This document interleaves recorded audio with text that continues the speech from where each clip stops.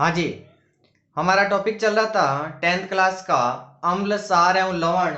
और इस टॉपिक में आज एक छोटा सा टॉपिक बच गया है, वो कंप्लीट करते हैं और इस चैप्टर को खत्म करते हैं और एक नया चैप्टर शुरू करेंगे, धातु और अधातु। तो देखिए, अम्ल, सार एवं लवण वाले टॉपिक में जो दो छोटे छोटे बिंदु बच गए थे, उनमें सबसे पहले हम देखेंगे क्लोर सार अभिक्रिया और दूसरा है क्रिस्टलन जल। ठीक है, तो देखिए सबसे पहले हम शुरू कर रहे हैं क्लोर सार अभिक्रिया। इंपोर्टेंट है ये भी। क्लोर क्षार अभिक्रिया,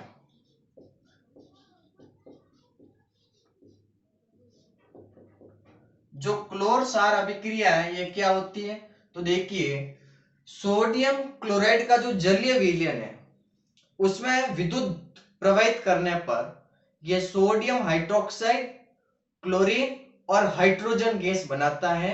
इसे कहते हैं क्लोर सार अभिक्रिया। वेरी वेरी इंपॉर्टेंट है, ध्यान से सुनिए कि सोडियम क्लोराइड का जो जलीय विलयन है NaCl है। ठीक है, इस सोडियम क्लोराइड के जलीय विलयन में जब आप विद्युत धारा प्रवाहित करेंगे तो ये सोडियम हाइड्रोक्साइड प्लस क्लोरीन और हाइड्रोजन गैस बनाता है। इसे कहते हैं क्लोर सार अभिक्रिया। क्या कहते हैं? क्लोर सार अभिक्रिया। जलीय विलयन है तो आप कैसे लिखेंगे? AQ से, जल लिक्विड फॉर्म में, सोडियम हाइड्रोक्साइड का जलीय विलयन, क्लोरीन गैस है, हाइड्रोजन भी क्या बन रही है? गैस। तो ये होती है क्लोर सार अभिक्रिया। थ्योरी कैसे लिखेंगे? थ्योरी लिख सकते हैं आप, सोडियम क्लोराइड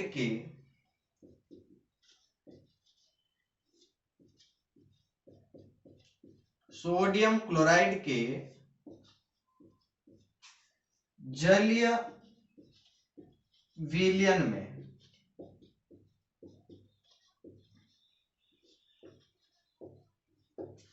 विद्युत प्रवाहित करने पर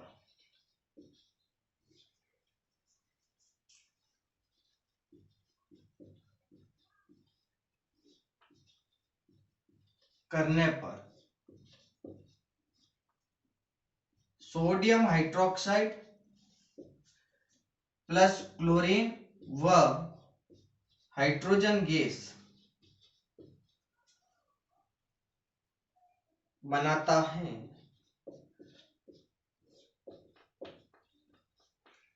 इसे क्लोर सार अभिक्रिया कहते हैं। क्या कहते हैं? क्लोर सार अभिक्रिया।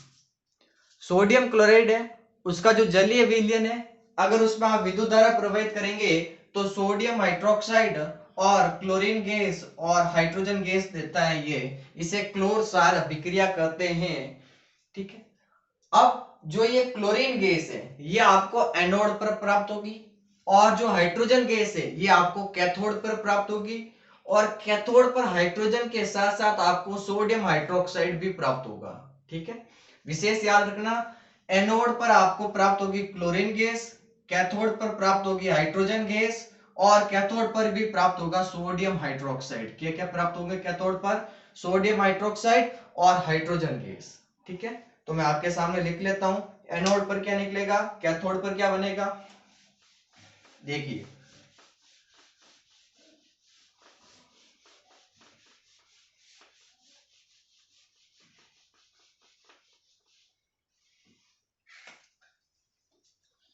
एनोड, एनोड पर आपको क्लोरीन गैस प्राप्त होगी। दूसरा, कैथोड, इस कैथोड पर आपको हाइड्रोजन गैस और उसके साथ में सोडियम हाइड्रोक्साइड प्राप्त होगा। ठीक है, हो जाएगा यार। अब ये जो क्लोरीन गैस है इसका उपयोग कहां कहां किया जाता है? तो इसका उपयोग किया जाता है, देखो, जल की स्वच्छता में, जल की स्वच्छता,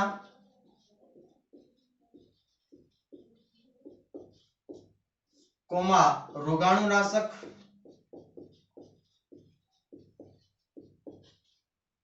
कोमा कीटनाशक और CFC बनाने में इसका उपयोग करते हैं। और जो हाइड्रोजन गैस है इसका उपयोग कहाँ कहाँ करते हैं, तो इसका उपयोग देखो ईंधन के रूप में, मार्गिन के रूप में और अमोनिया बनाने में इसका उपयोग करते हैं। ठीक है। सोडियम हाइड्रोक्साइड का उपयोग कहाँ किया जाता है, तो धातुओं से ग्रीस हटाने में, धातुओं से ग्रीस हटाने में,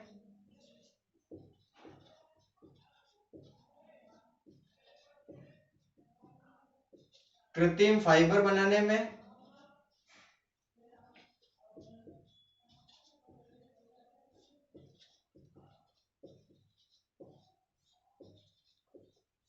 और कहाँ करते हैं इसका उपयोग, तो इसका उपयोग साबुन और अपमार्जक बनाने में भी करते हैं, साबुन व अपमार्जक। ठीक है। तो ये आपको याद रखना है कि क्लोर सार अभिक्रिया में जो क्लोरीन गैस है वो एनोड पर प्राप्त होगी, कैथोड पर हाइड्रोजन गैस और सोडियम हाइड्रोक्साइड प्राप्त होगा। अब ये जो एनोड पर क्लोरीन गैस प्राप्त हो रही है, इस क्लोरीन गैस का उपयोग कहाँ किया जाता है, तो जल की स्वच्छता में, रोगाणुनाशक में, कीटाणुनाशक में, CFC में, इन सबको बनाने में इसका उपयोग करते हैं। और जो हाइड्रोजन गैस है इसका उपयोग ईंधन के रूप में, मार्गिन के रूप में और अमोनिया बनाने में किया जाता है। सोडियम हाइड्रोक्साइड है इसका उपयोग करते हैं हम धातुओं से ग्रीस हटाने में, कृत्रिम फाइबर बनाने में और साबुन और अपमार्जक बनाने में, ये इसका उपयोग किया जाता है। आपको क्लोरसार अभिक्रिया में यह याद रखना है। अब इस क्लोरसार अभिक्रिया में अगर हाइड्रोजन और क्लोरीन की आपस में क्रिया करवाई जाए तो आपको मिलेगा हाइड्रोक्लोरिक अम्ल। क्या मिलेगा, हाइड्रोक्लोरिक अम्ल। अब इस हाइड्रोक्लोरिक अम्ल का उपयोग कहां करते हैं, तो इसका उपयोग किया जाता है इस्पात की सफाई करने में, इस्पात की सफाई में इसका उपयोग करते हैं अमोनियम क्लोराइड की औषधियां बनाने में, अमोनियम क्लोराइड की औषधियां बनाने में,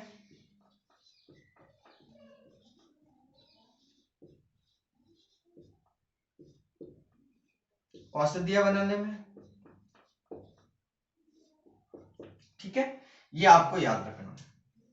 फिर ये जो सोडियम हाइड्रोक्साइड है और इसके साथ क्लोरीन की अभिक्रिया करवाएंगे तो आपको इसका उपयोग विरंजक चूर्ण बनाने में, मतलब सोडियम हाइड्रोक्साइड और क्लोरीन का उपयोग आप विरंजक चूर्ण बनाने में कर सकते हैं। तो ये आपको क्लोरसार अभिक्रिया में याद रखना है।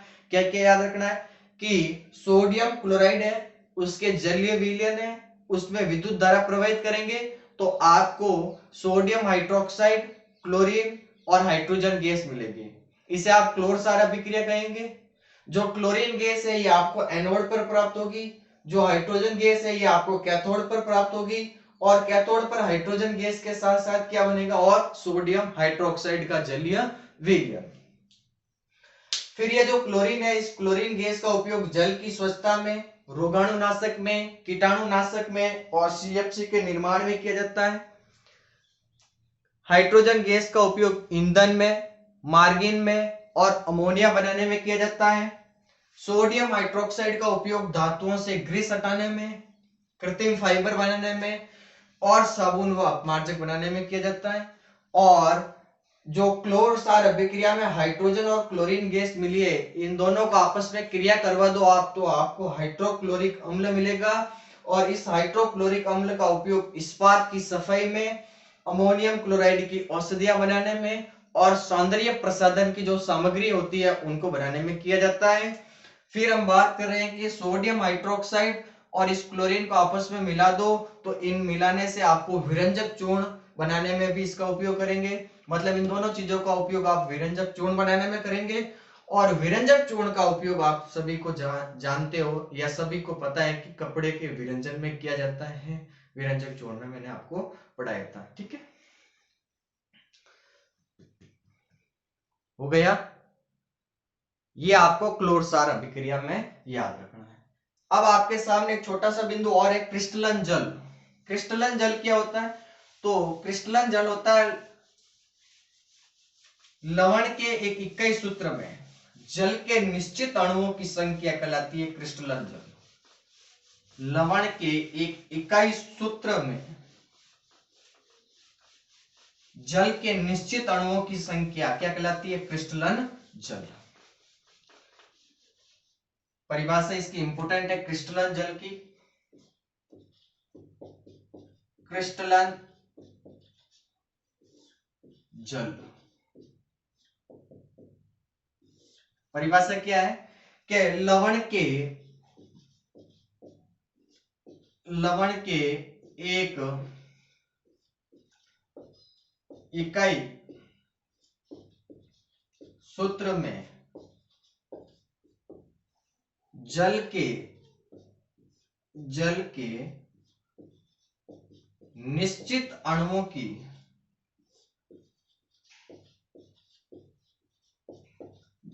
निश्चित अणुओं की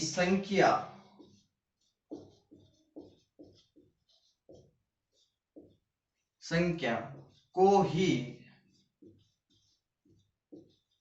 क्रिस्टलन जल कहा जाता है।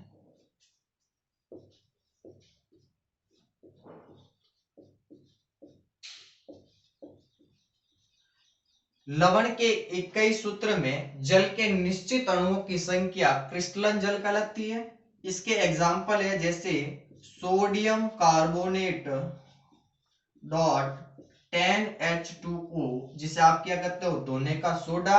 और इसका एक एग्जाम्पल और आपको याद रखना है, कॉपर सल्फेट .5 जल के अणु, 5 जल के अणु। तो ये क्रिस्टलन जल हो गया। लवण के एक इकाई सूत्र में जल के निश्चित अणुओं की संख्या कहलाती है क्रिस्टलन जल। दो एग्जाम्पल याद रखने हैं, sodium carbonate .10H2O, copper sulphate .5H2O। यह है क्रिस्टलन जल। देखिए यहां पर जाकर आपके अम्ल और क्षार लवण टॉपिक कंप्लीट होता है। नेक्स्ट क्लास में हम एक नया टॉपिक शुरू करेंगे जिसका नाम होगा धातु व अधातु। धन्यवाद, मिलते हैं अगली क्लास में नेक्स्ट टॉपिक के साथ।